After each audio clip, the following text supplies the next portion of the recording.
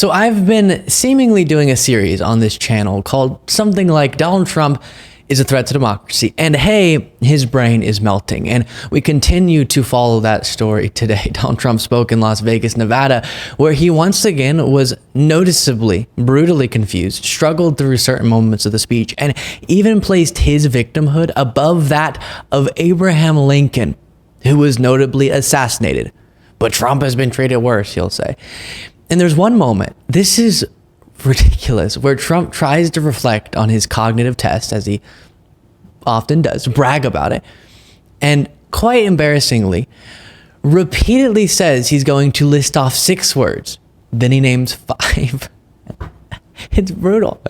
So lots to go through from this speech. We'll also briefly look at Joe Biden mocking Trump's confusion and Dean Phillips delivering a speech that went very, very poorly. But first, Trump, he has made it a staple of every speech to brag about how well he did on a cognitive exam. Of course, he's referring to an exam that screens for dementia or brain damage, but he thinks it's very impressive that apparently he did well on a dementia test. And as I've said many times, no person who's cognitively there, as Trump likes to say, is constantly going around bragging about how cognitively there they are.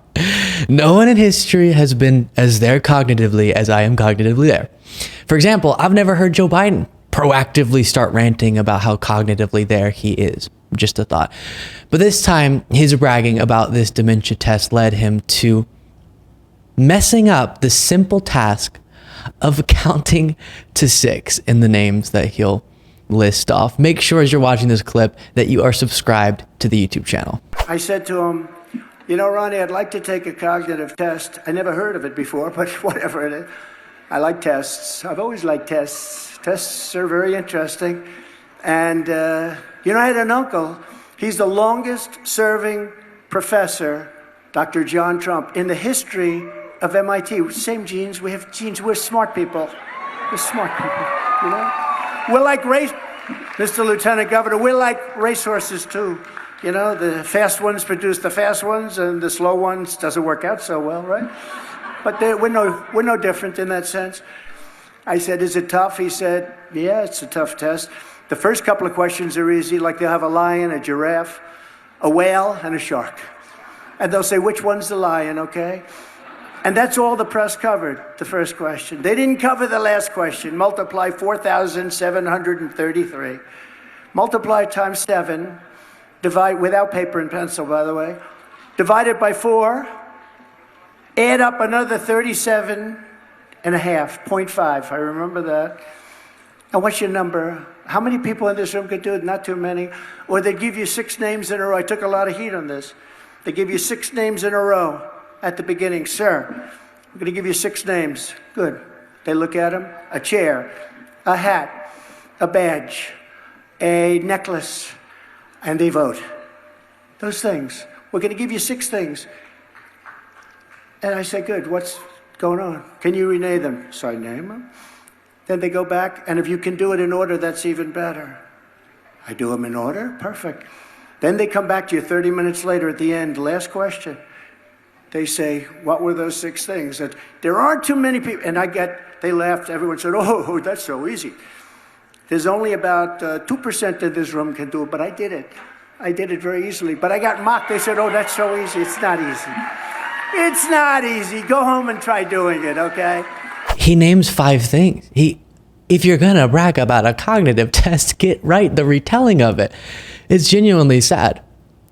And also his story about the math questions, these advanced calculations without a pencil and paper, is completely made up. The Montreal cognitive exam is what he's referring to. And as we've discussed in the past, the final questions include things like, I don't know, telling the time and not doing difficult math without a pen and paper. But every time he tells this story, the end of the test becomes mysteriously more difficult, which I think has to do with crowds of people looking at him as he's telling these stories and looking concerned as he rants about naming animals and repeating 6 words and then listing off 5. So he keeps telling the story and then making the end of the test seem more and more difficult until people no longer look at him so concerned.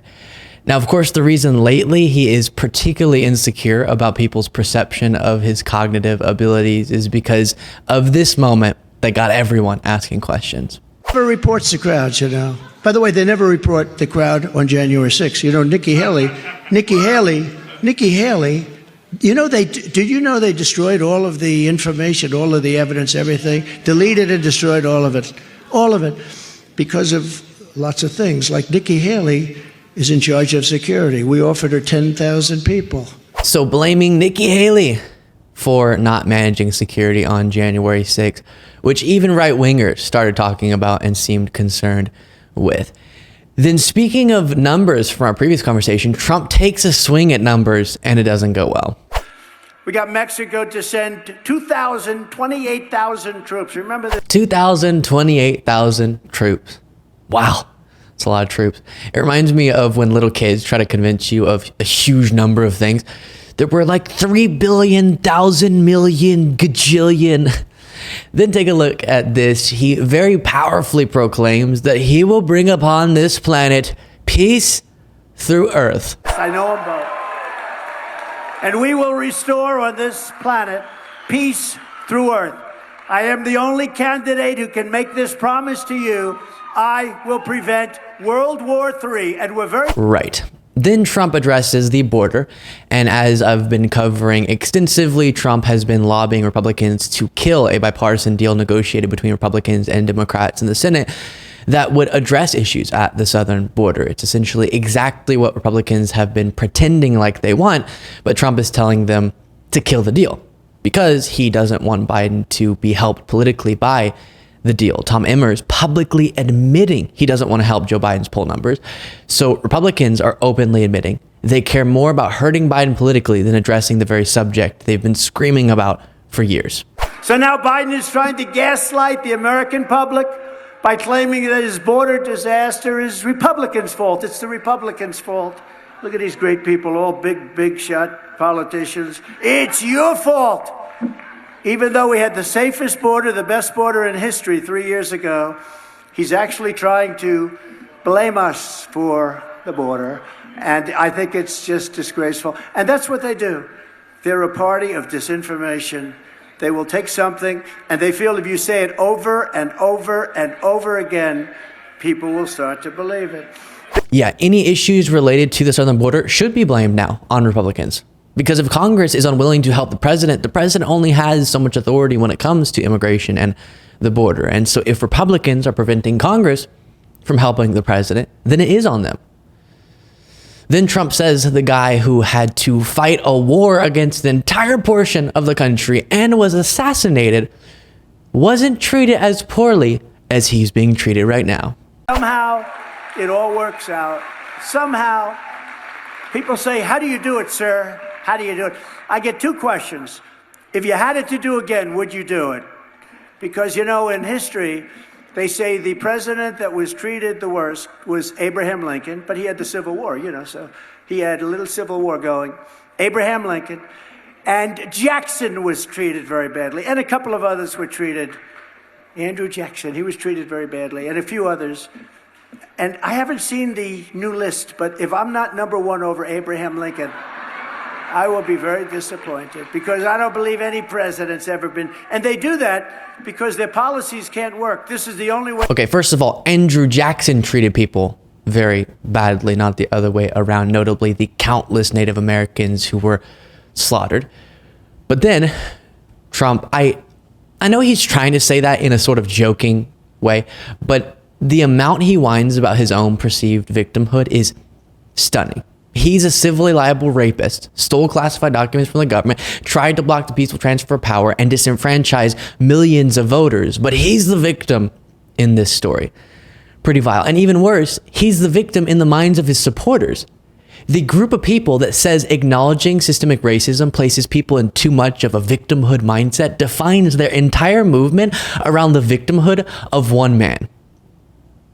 Then Trump reveals his plan to stop shoplifting. You can solve that in 1 hour. All you do is 1 hour. You have to treat the first one out the door of the next time it happens extremely tough. That means anything you want to do, And as soon as that word gets out and you let people know, from now on, you don't walk out with aspirin. You know, So, of course, he's previously said this about shoplifting. they go into the stores. You'll have 300 young people who are not looking for a good future walk into a store, big department store, and just pillage it. And if you happen to be there when they're there, they'll knock the hell out of you and kill you in some cases. And we will immediately stop all of the pillaging and theft. Very simply, if you rob a store, you can fully expect to be shot as you are leaving that store. Yeah, so we all know teenagers who have stupidly gone into a store and shoplifted, and Trump is saying shoot them in the back on their way out. Obviously, don't shoplift, and people should be held accountable for it, but the authoritarian nightmare Trump is suggesting is not the solution. Throwing due process out the window, and again, just insane authoritarianism there. And by the way, this idea is also fueled heavily by a misconception about the prevalence of shoplifting. Right-wing media has been covering a bunch of retail theft-related stories to make it seem like Biden's America is falling apart, but it's actually lower than it's been in a while. As the New York Times writes, in fact, retail theft has been lower this year in most of the country than it was a few years ago, according to police data. Some exceptions, including New York City, exist, but in most major cities, shoplifting incidents have fallen 7% since 2019. So retail theft has been falling in most major cities since Biden took over as president. Not the other way around. And as a reminder, crime is also back to pre-pandemic levels after it started spiking in 2020 and is to a multi-decade low in certain areas like Detroit. And now we move to Biden calling Trump out for his confusion. Here's this from South Carolina. There are only two presidents in American history who left office with fewer jobs than they took office. Herbert Hoover and, yes, Donald Herbert Hoover Trump. And by the way, have you noticed he's a little confused these days?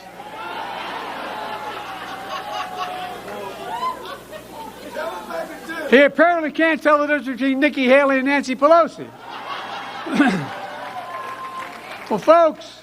Then here's Biden calling Trump out for his vile reported statements about veterans. Well, as commander-in-chief, I look at veterans completely differently than Donald Trump. Think about this, especially here in South Carolina, a proud military state. Donald Trump, when he was commander-in-chief, refused to visit a cemetery, U.S. cemetery outside of Paris for fallen American soldiers. And he referred to those heroes, and I quote, as suckers and losers. He actually said that. He said that. How dare he say that? How dare he talk about my son and all of us like that? Look, I call them patriots and heroes. The only loser I see is Donald Trump.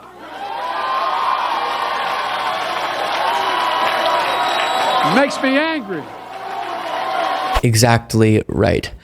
And last sort of funny thing here is Dean Phillips, who's running against Joe Biden for the Democratic nomination, being walked out on by the crowd as he asks them to stay. You know what, everybody?